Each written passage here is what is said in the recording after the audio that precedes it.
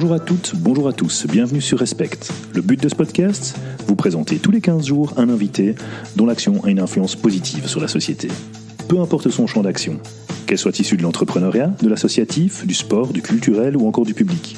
Ce qui compte, c'est qu'elle ait décidé de se bouger. Leur point commun, énergie positive, courage, détermination et sens du fair play.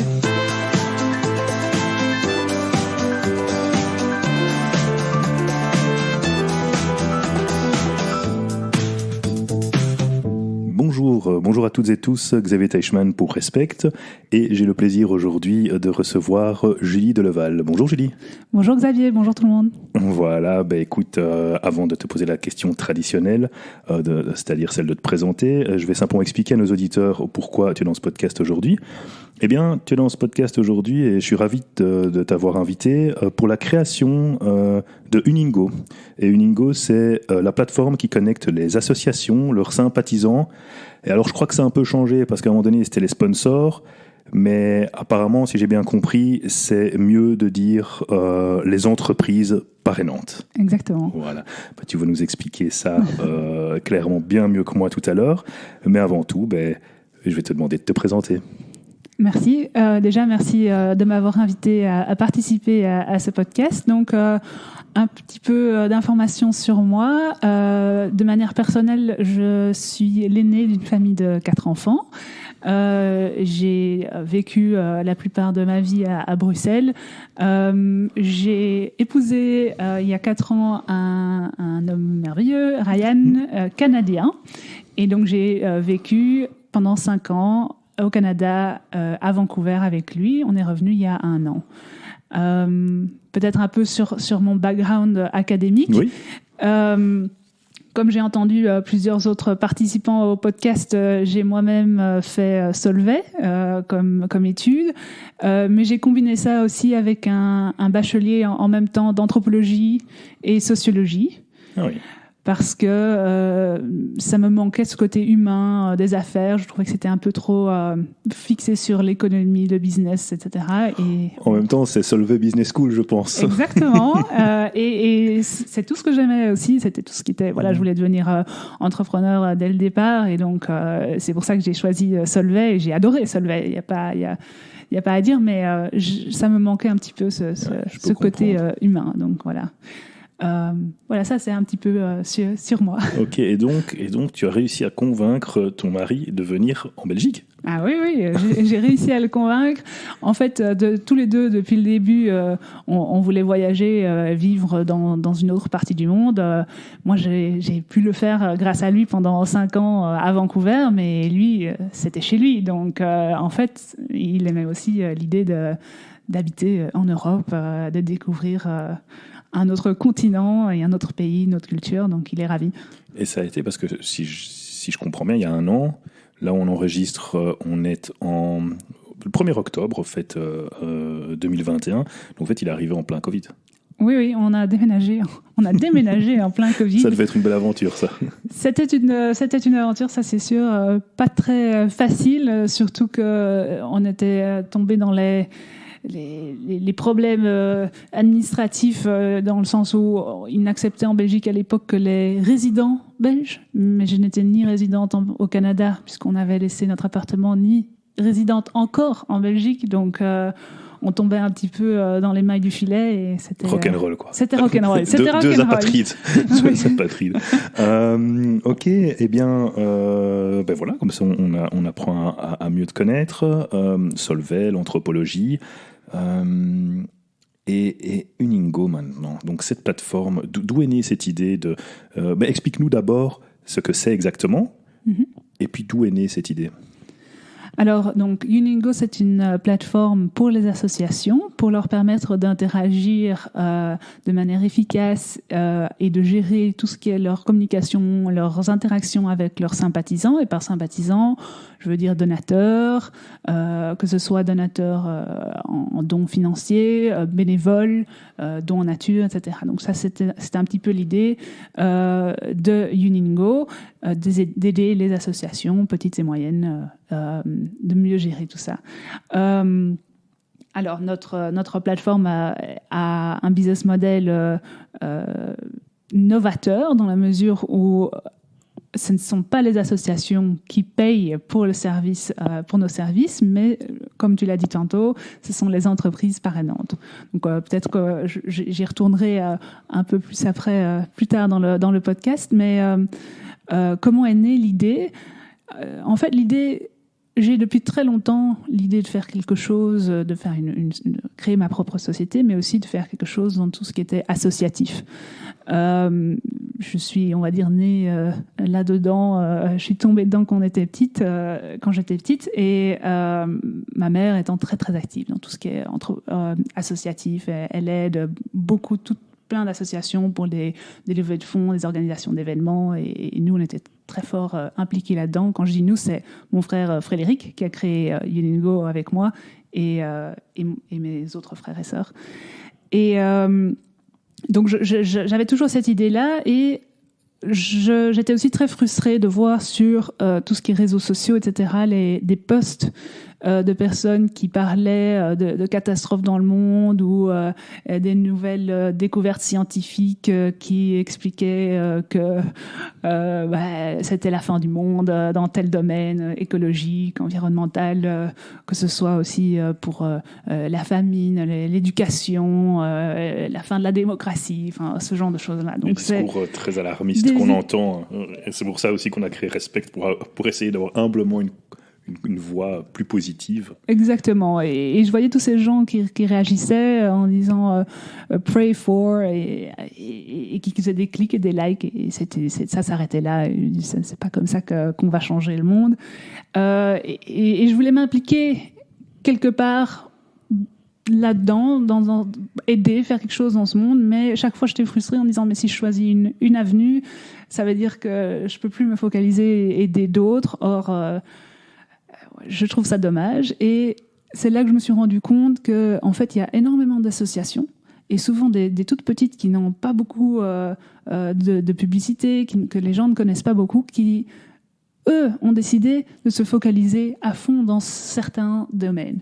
Et je me suis dit, qu'est-ce que je peux faire pour les aider à les remettre un petit peu sur la carte, put them back on the map, pour les aider, pour essayer qu'elles soient plus efficaces. Et c'est là que l'idée de Uningo a commencé. On s'est dit, on va faire une plateforme où les personnes comme toi et moi peuvent essayer de retrouver des associations en fonction de ce qu'elles font, leurs activités, des bénéficiaires, donc que ce soit l'environnement, les personnes, ou simplement la politique, etc. Et leur lieu d'action et ce dont elles ont besoin. Donc, si elles ont besoin de dons, si elles ont besoin de bénévoles, si elles ont besoin de dons en nature. Et donc, on avait cette idée d'essayer de structurer un peu le paysage associatif et en même temps offrir un service en arrière-plan aux associations pour les aider à gérer au mieux toutes ces interactions avec leurs sympathisants et tous leurs stakeholders au final. Ok, donc plutôt que de s'engager dans une seule voie, donc choisir, c'est renoncer. J'avais discuté avec Luc de Brabander qui est intervenu dans un des premiers épisodes de ce podcast, qui disait non, mais choisir, c'est préférer. Et bien là, tu as pris le choix de pouvoir aider finalement toutes les voies. Donc, exactement. Comme ça, donc, ils peuvent organiser. Mais comment ça se passe justement ? C'est quoi la différence entre les personnes soutenantes et finalement les entreprises parrainantes ? Quels sont leurs rôles là-dedans ? Moi, par exemple, je pourrais avoir 2 casquettes. Ici, moi, je participe à l'association Les Boîtes à Chaussures. Tu vois, chaque année, on récolte des repas, etc. On est un point de collecte ici. Mais je pourrais très bien aussi décider de parrainer des boîtes. Comment ça se passe ? Voilà. Alors, pour le moment, ce qu'on offre aux associations, c'est par exemple un formulaire de dons. Elles peuvent mettre un lien vers leur formulaire de dons sur leur site commercial, sur leurs réseaux sociaux, et récolter des dons via notre plateforme. on offre un formulaire de don qui est totalement dessiné pour les associations. Donc, on va vraiment au-delà d'un simple PayPal, dans la mesure où on laisse les associations montrer les différents impacts que les dons peuvent avoir, les différents projets, combien elles recherchent pour différents projets, etc. On leur laisse poster des photos. Et donc, vraiment, quelque chose d'assez complet et de parfaitement destiné aux associations. Donc, toi, en tant que personne privée, tu vas simplement sur le site de cette association et tu retrouves l'onglet « Faire un don » et tu peux faire un don facilement. Tu peux même t'inscrire, toi, en tant que particulier, mais ce n'est pas obligatoire, sur Uningo et donc suivre sur ta propre plateforme Uningo les différents dons que tu as fait à différentes associations via Uningo. Donc un peu c'est ton profil philanthropique en tant que personne privée, si tu veux. Non, mais c'est sympa ça. Voilà, donc c'est un peu suivre voilà ce que tu veux. Cet été on a développé, c'est encore en version bêta, mais ça va bientôt arriver je pense dans les prochaines semaines.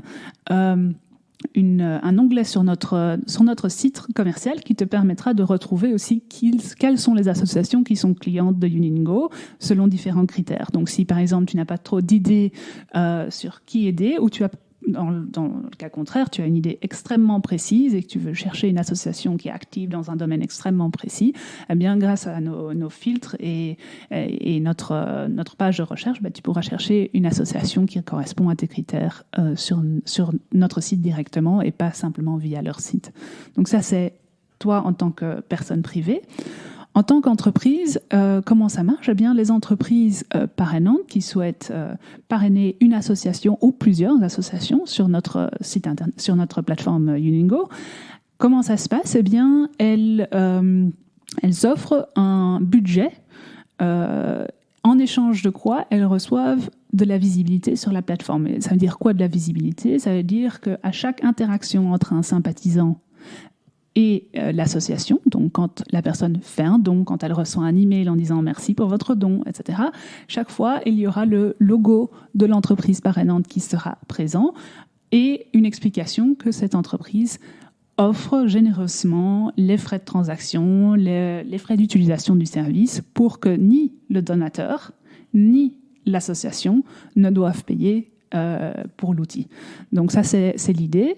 Et donc, on permet... Excuse-moi, je te coupe. Mais parce qu'en fait, c'est souvent ça aussi où le bas blesse, c'est que finalement, toutes ces plateformes en ligne de style PayPal, Stripe, etc., c'est très bien, mais fatalement, c'est pas philanthropique. Ils prennent une commission, ils prennent un pourcentage, plus...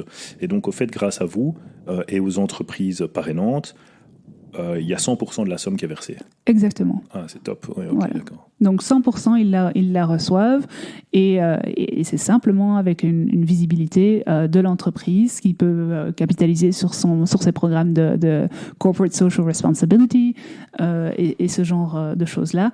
C'est aujourd'hui ce que les recherchent les futurs employés, les futurs clients des entreprises, c'est voir un petit peu dans quoi elles sont actives. Bien et ce sûr. Qui est très intéressant, c'est finalement comme une plateforme annonceur, si tu veux, pour les entreprises, mais c'est un marketing extrêmement ciblé, puisque les entreprises qui versent un certain budget, ça fonctionne comme Google AdWords en final. Donc elles versent un budget, tant qu'il y a du budget, leur logo est affiché, et nous on retire de ce budget les frais de transaction. Quand il n'y a plus de budget, leur logo n'est plus affiché. C'est comme une Google Ads. Mais ici, super facile, quoi. Super facile.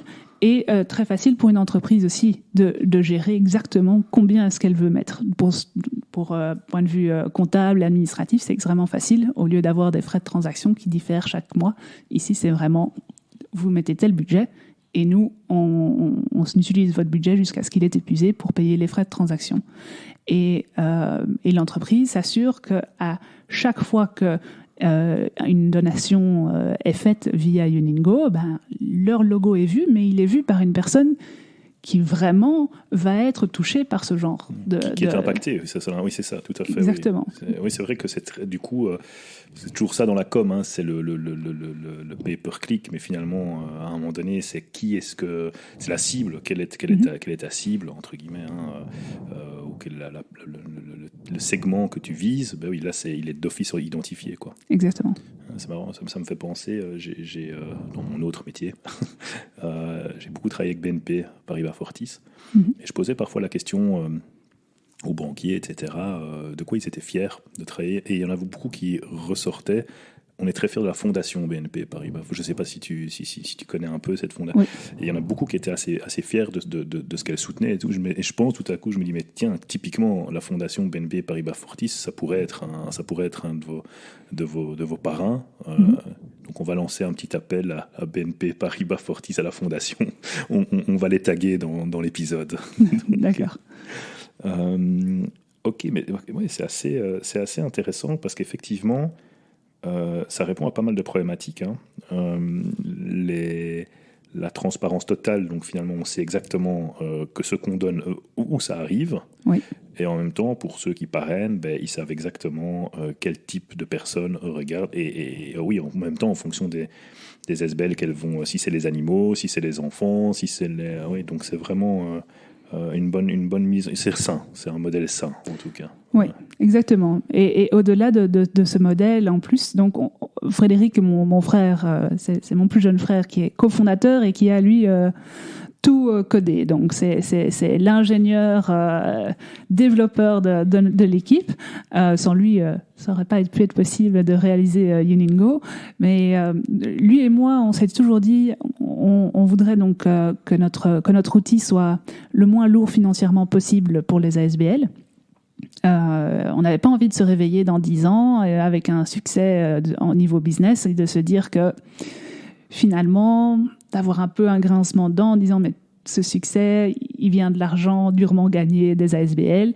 Ok, la plupart des gens purement business nous diront tu produis un produit de qualité, il y a de la valeur. Et si les ASBL ou les entreprises payent pour ça, c'est qu'elles ont trouvé de la valeur. Mais on voulait aller encore plus loin. Et on voulait être sûr aussi de la pérennité finalement d'un modèle vertueux, même si un jour on n'est plus là. Ouais, on dit dans très longtemps, on espère, touchons du bois, mais vous êtes tout jeunes tous les deux. On est tout jeunes, voilà, mais on voulait être sûr que, allez, on va voir loin et se dire comment est-ce qu'on fait pour que ce modèle reste vertueux jusqu'au bout. Donc on a créé en fait une fondation qui s'appelle la fondation Uningo. Okay. Et même si on a été très impliqué dans la rédaction de tout ce qui est statut, etc., donc exactement la définition de ce que fera cette fondation, on a voulu indépendante. Donc ni mon frère ni moi ne sommes administrateurs de cette fondation. C'est ça. Et cette fondation, en fait, est actionnaire de notre business à 50% pour le moment. Et on espère toujours la garder ou avoir l'ambition de la garder actionnaire majoritaire ou à 50% au moins.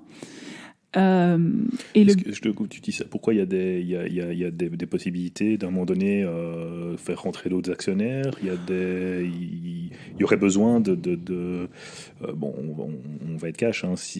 Moi quand j'entends on espère qu'ils peuvent rester majoritaires, c'est qu'à un moment donné il faudra peut-être lever comme c'est mode start-up, je suppose qu'il faudra sans doute lever s'il n'y a pas assez de parrains ou quoi. C'est quelque chose qu'on vous envisagez, ou bien vous voulez justement non, on veut pas, on veut rester Alors, c'est une très bonne question parce qu'en fait, nous, on a toujours été éduqués, surtout par mon père qui a créé sa propre société et qui était tout à fait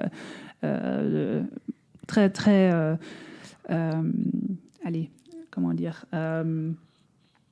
il nous a toujours inculqué le modèle bootstrap. Donc, en disant, le plus important, c'est que vos clients trouvent de la valeur dans ce que vous faites et que ce soit vos clients qui vous payent et qui vous permettent de grandir en priorité. Maintenant, je dirais, aujourd'hui, on ne recherche pas activement de financement et d'investisseurs. Si on recherchera un jour des investisseurs, on ne dira pas non, évidemment. Ce sera probablement des social investors qu'on recherchera. Et ce sera plutôt pour une accélération du business et pas spécialement pour le maintenir en vie. C'est pas du tout le but. On espère rester en vie rien que avec la valeur qu'on apporte à nos clients. Mais effectivement, quand je dis on voudrait, si un jour on fait rentrer des social investors, on a déjà réfléchi à un modèle qui permettra tout le monde s'y retrouve, mais qu'à partir d'un certain plafond, la fondation puisse être protégée, puisse être majoritaire. Puisse être majoritaire, voilà. Ok, mais c'est marrant, c'est dingue même parce que, je sais pas indiscret, mais ton frère, il a quel âge ? Mon frère, il a 25 ans, je crois. 25. Donc vous êtes super jeunes, oui. Tous les deux. Et je suis assez impressionné de déjà la vision long terme que vous avez du projet. Donc je trouve ça assez fantastique parce que souvent quand on voit des startups, etc., on ne sait pas ce qu'on va faire le mois prochain. Hein. J'exagère à peine, quoi. Tu vois, c'est en faisant qu'à un moment donné on trouve la voie, etc. Donc je trouve ça assez intéressant, assez passionnant aussi que vous ayez déjà pensé à tout ça. Donc voilà, je me permets de le souligner parce que c'est pas. Et pour revenir sur Bootstrapé, pour bien expliquer à nos auditeurs, parce qu'il y en a peut-être qui ne sauraient pas, tu as déjà bien expliqué les choses, mais pour rajouter, c'est vraiment, on ne va pas lever des fonds. On va vraiment financer la croissance par la valeur générée par la boîte et par le chiffre d'affaires généré par les clients, quoi. C'est ça, en fait, Bootstrapé. Exactement. Hein. Ok, d'accord. Ça va. Effectivement, on va vers plutôt une levée quand on a envie d'accélérer son business ou de croître plus vite que le marché. Exactement. Donc comme ça, pour ceux qui n'ont pas fait Solvay ou qui sont pas coutumiers de ces termes, au moins ils auront appris le mot. Bootstrapé. Parfait. Mais donc juste pour dire effectivement, pour continuer sur la fondation. Oui. La fondation, donc, dans ses statuts, a pour but, donc, quand elle recevra des dividendes du business d'Uningo, de redistribuer ce qu'elle reçoit aux associations clientes de Uningo. Donc, ce sera en fonction d'un algorithme qu'on a déjà déterminé, qui récompensera finalement les associations qui ont été avec nous depuis le plus longtemps et qui ont eu le plus de succès sur notre plateforme. Donc, pour récompenser finalement la fidélité et le succès des associations. Notre rêve, ce serait qu'au final, une association qui serait présente depuis le jour 1 avec un parrain, qui d'un coup n'aura pas dû dépenser quoi que ce soit pour être sur la plateforme, reçoive quand même des dons de la fondation Uningo quand on pourra distribuer des dividendes, et soit au final rémunéré pour être sur la plateforme. Oui, non, mais voilà. Je vois très bien ce que ça peut donner. C'est très smart, au fait. C'est très smart, ouais, parce qu'effectivement, s'il y a un parrain qui s'occupe du reste, effectivement, si à un moment donné la fondation rétribue ou je sais pas comment on pourrait appeler, récompense la fidélité et tout, oui, c'est le double gain, quoi. C'est l'effet wash and go.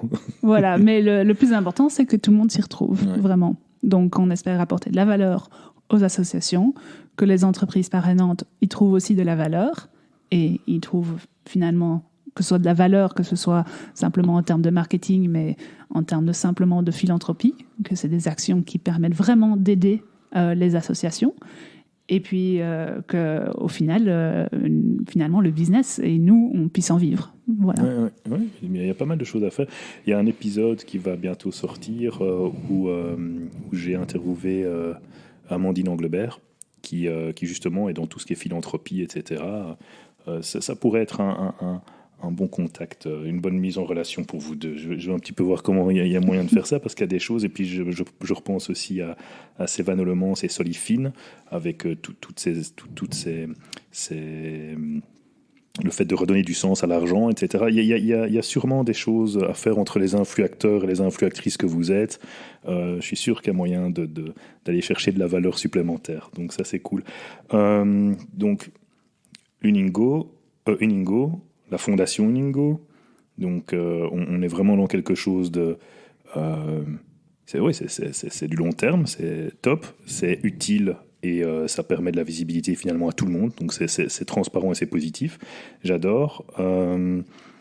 Donc, ce qui t'a poussé vers cet univers, tu nous as déjà expliqué, tu es tombée dedans quand tu étais petite, oui. Ton frère aussi, fatalement. Mais qu'est-ce qui a été le déclencheur pour passer à l'action ? Est-ce qu'à un moment donné, un truc qui tu dis là, c'est maintenant qu'il faut qu'on y aille ou c'est une bonne question. En fait, je pense que il y a plusieurs déclencheurs. Quand j'étais à Vancouver, j'ai pris un cours de 3 mois accéléré en design de produits informatiques. Et là, il fallait trouver un projet à faire, à designer. Et du coup, j'avais déjà cette idée, cette envie de faire des recherches. Et c'était un design à créer depuis le début. Donc, avec toutes les recherches qui allaient avant, à interviewer les gens, etc. Donc, j'ai pris vraiment cette opportunité en disant, j'ai cette idée et j'ai ce cours qui me propose de mettre en œuvre une idée, ou du moins la designer. Donc, du coup, je me suis lancée là-dedans.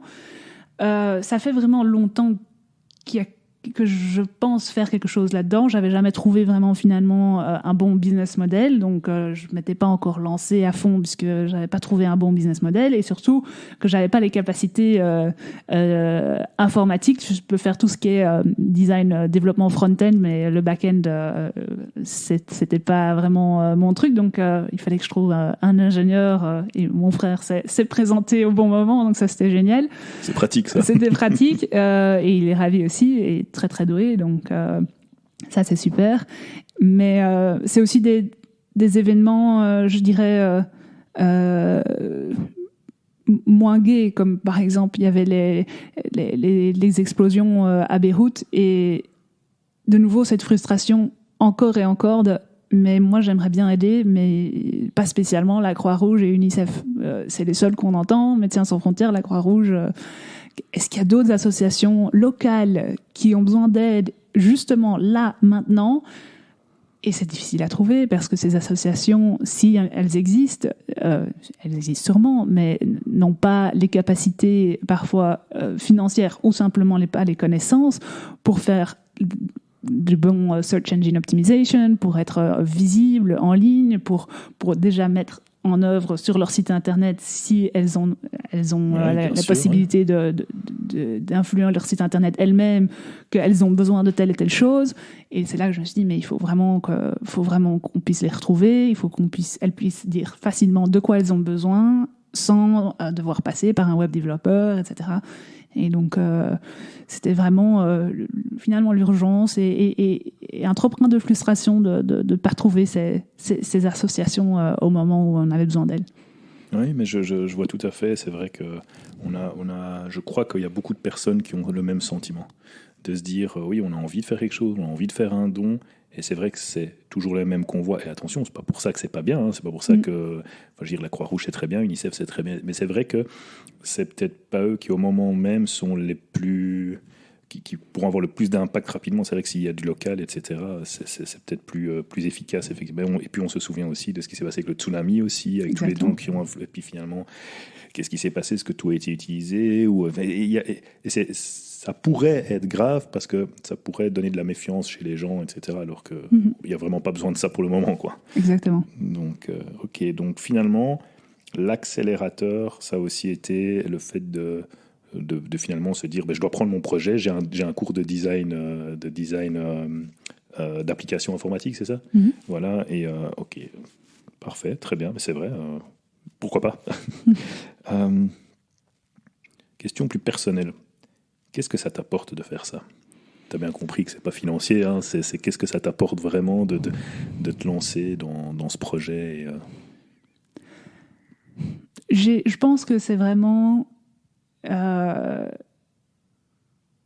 comment expliquer? J'ai l'impression que je fais du bien, que je fais quelque chose qui est utile, et que je me bouge. Ce que je n'aime pas du tout, c'est comme je l'ai dit au tout début du podcast, c'est les personnes qui publient les problèmes sans parler des solutions. Le nombre de documentaires qui sont parfois très très comment dire, des documentaires qui sont très ça devient en anglais, ça devient en anglais. Hein. populaire, enfin ouais. Voilà, et qui me laisse extrêmement frustrée à la fin du documentaire en disant c'est bon, vous avez parlé pendant 1 heure de tous les problèmes qu'on va avoir, etc., tout ce qui va mal, et quoi? Vous avez eu mon attention pendant 1 heure et vous n'avez pas pu prendre 10 minutes sur cette heure de me dire ce que je pouvais faire pour aider. Parce que ici, il y a probablement des milliers de personnes qui vont regarder votre documentaire. Ouais. Et pourquoi est-ce qu'il n'y a pas, ne fût-ce que quelques conseils de comment j'espère, un pour call aider. to action, comme on dit dans l'informatique. Hein, exactement. Donc c'était une frustration en me disant mais voilà, et aussi une frustration par rapport simplement même dans le milieu des entreprises dans lesquelles je travaillais, où des gens viennent nous voir avec des problèmes sans avoir réfléchi une seule seconde à une solution avant de venir vous voir. Donc ça, c'était en disant, voilà, là, je vois le problème, je pense que j'ai les capacités, j'ai le réseau, j'ai le temps, j'ai l'envie de me lancer là-dedans, j'ai aucune excuse, je vais le faire. Et donc, c'était un petit peu ça. Et ce que ça m'apporte, on va dire, de manière quotidienne, c'est le plaisir de pouvoir travailler avec des gens qui sont dans le même mood, qui réflissent aussi à comment faire le bien, qui se bougent aussi, quoi. C'est de parler à des associations, finalement des entreprises parrainantes qui aussi, elles, veulent trouver comment faire de leur mieux pour pouvoir aider. Et aux donateurs, c'est fantastique de pouvoir aider dans ce milieu. Je vois tout à fait. C'est le fait de se bouger. Et c'est ce qui revient assez souvent. Et c'est vraiment ça, le côté respect. Et c'est pour ça qu'on appelle les personnes qui sont sur le podcast des influacteurs ou des influactrices. C'est des personnes qui ont décidé de se bouger. Parce que nous aussi, c'est pour ça qu'on a créé ce podcast, on en avait un petit peu marre de voir des personnes qui dénoncent des choses, mais on a l'impression que s'ils n'étaient pas derrière leur écran, ils taperaient du pied, ils se rouleraient par terre en disant ça va pas, mais qu'à côté de ça, ils essayent pas de changer. Attention, c'est pas parce qu'on critique qu'on fait rien. Il y a des gens qui critiquent et qui font. Exactement. Heureusement. Oui. Mais il y en a beaucoup, malheureusement, qui se contentent de partager, de liker, comme tu dis. Et finalement, liker sur Facebook, je suis pas sûr que ça arrange les choses, quoi. Non. C'est sympa, mais effectivement aussi, le fait de dénoncer les choses sans apporter de solution, c'est vrai que parfois on se demande, quoi. Il y a des documentaires qui sont fantastiques et qui nous ouvrent les yeux. And so what?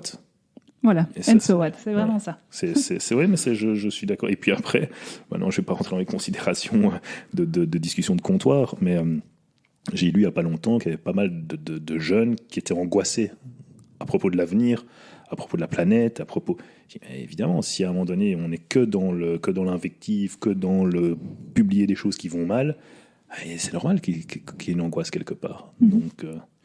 Donc merci de bouger les choses, de bouger les lignes. Voilà, j'espère que ça va bien prendre et que, en tout cas, votre vision sur le long terme sera récompensée.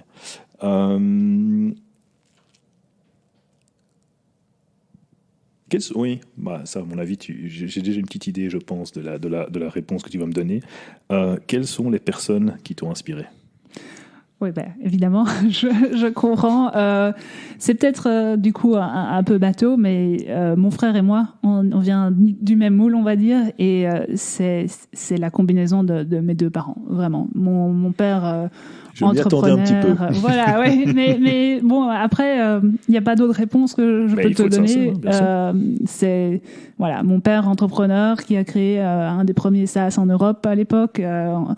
Et qui a eu beaucoup de succès dans tout ce qui est expense management. Et puis, de l'autre côté, ma maman qui en a fait son métier d'aider les ASBL en créant des événements, des levées de fonds, et qui a eu beaucoup de succès et qui a toujours beaucoup de succès là-dedans et qu'on a pu aider.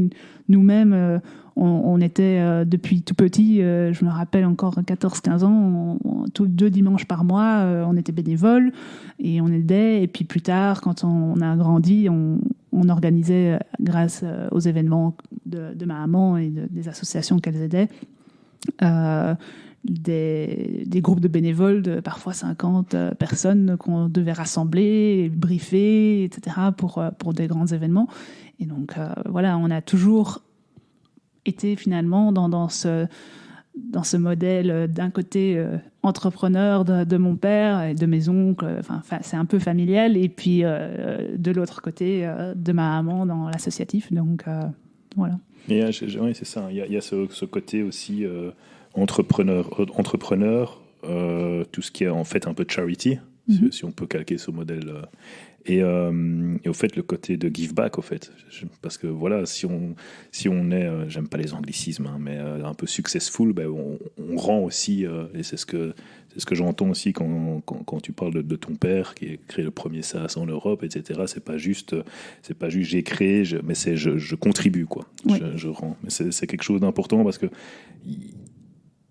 il y a aussi d'autres personnes qui sont venues sur le podcast et qui se sont déjà engagés, ils ont signé un pledge avec, comment s'appelle cette entreprise qui a été créée par...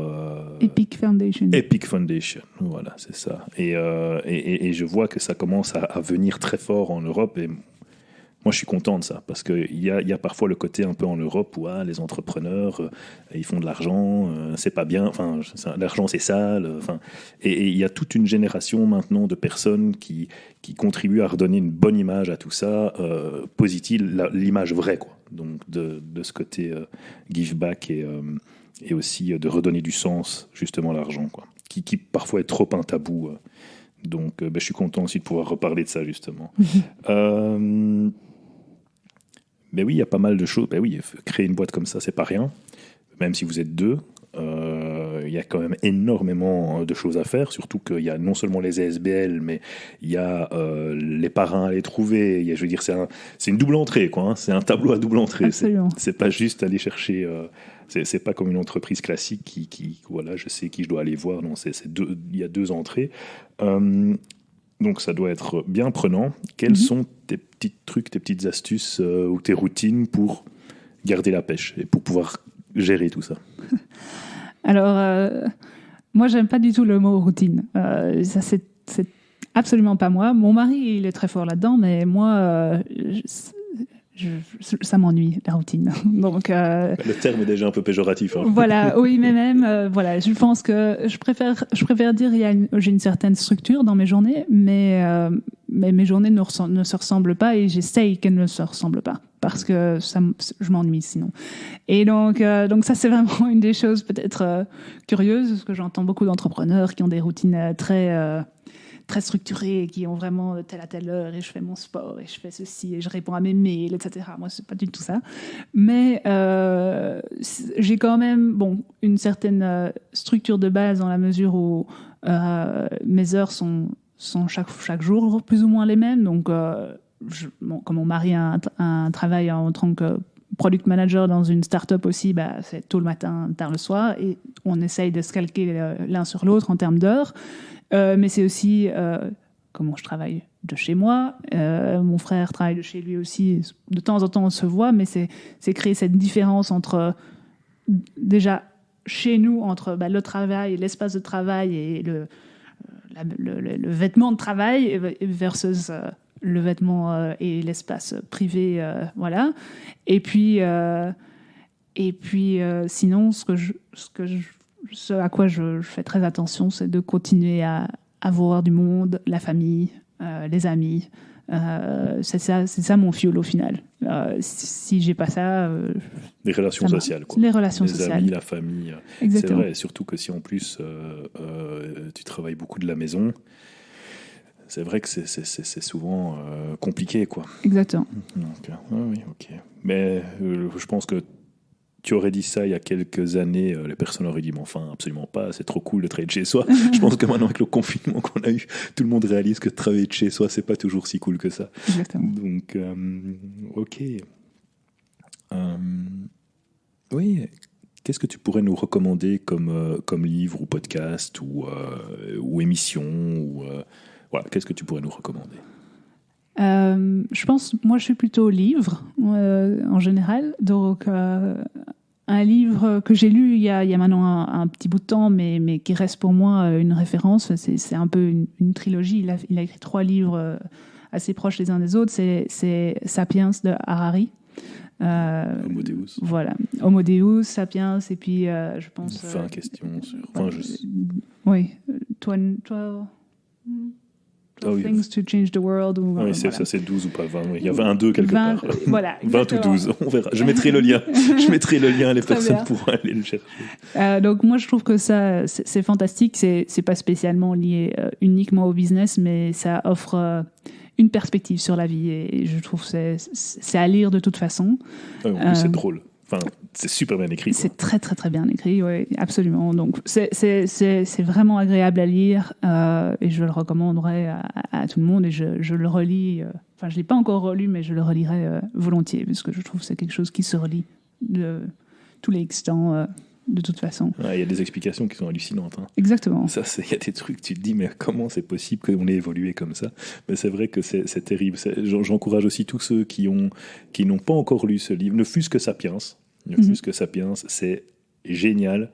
On apprend plein de choses et en plus, moi je me suis surpris à me marrer. Donc, c'est pour qu'un livre fasse cet effet, c'est quand même que c'est bien fait, quoi. Exactement. Et je dirais un livre plus récent et qui m'a vraiment touché beaucoup plus que ce que je ne le pensais avant de l'ouvrir, c'est The Moment of Lift de Melinda Gates, de Melinda French Gates maintenant.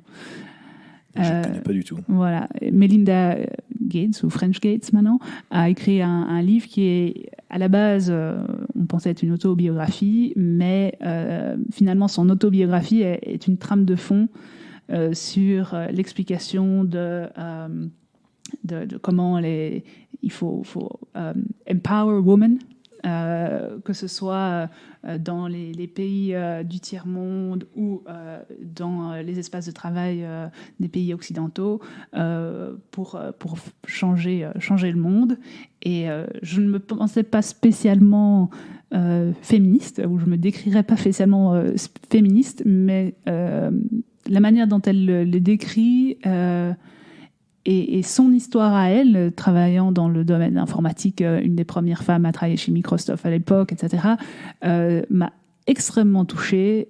Et surtout son travail dans la fondation pour aider à l'éducation des femmes et à lift women up partout dans le monde. Je trouvais ça vraiment fantastique. Ok, on mettra le lien aussi. Je mettrai le lien aussi... je me le commanderai peut-être bien moi aussi, tiens. Voilà. C'est toujours intéressant parce que moi j'adore lire, donc souvent on me parle d'un bouquin et c'est oui mais ça aussi j'ai lu et j'adore découvrir des nouveaux bouquins donc ça je me le commanderai. On arrive tout doucement. Non, on arrive, en fait, pas tout doucement, on arrive à la fin du podcast. Moi, j'ai posé toutes mes questions. Je pense que tout le monde a bien compris de quoi il s'agissait et à quelle problématique Iningo répondait. Et surtout que c'était quelque chose extrêmement vertueux. Donc, je remettrai le lien aussi vers Iningo que les personnes puissent aller dessus et faire ce qu'elles ont à faire. Je voudrais te remercier pour le temps que tu m'as accordé. C'était très agréable. J'espère que les auditeurs apprécieront aussi de pouvoir écouter cet épisode. Et si je peux te poser une dernière question, c'est qu'est-ce que je peux te souhaiter pour le futur ? Oula. Qu'est-ce que tu pourrais me souhaiter pour le futur ? Ça peut être pour toi ou pour Iningo. Tu choisis. D'accord. Ou les deux. Ou les deux. Ah. Eh bien, je dirais pour Iningo, c'est de toute façon de pouvoir aider un maximum d'ASBL. On essaye d'en trouver pas mal pour avant Noël, vu que à Noël c'est là où elles font. Voilà. Donc, on manque jamais de bénévoles à Noël, je pense. Exactement. Donc on essaye ça. Voilà. Donc ça et puis personnellement. Voilà, d'être heureux. C'est peut-être bateau, mais voilà. Mais non, mais pourquoi ? Non, c'est très bien. Eh ben, on te souhaite, déjà pour Iningo, que ça fonctionne à fond et que vous puissiez soutenir un max d'ASBL. Et pour toi, beaucoup de bonheur alors. Merci. Voilà. Et pour ton frère aussi. Hein. Voilà, oui. Que tout se passe pour le mieux. C'était Xavier Teichmann pour Respect. Et je vous dis au revoir et à très bientôt. Merci, au revoir.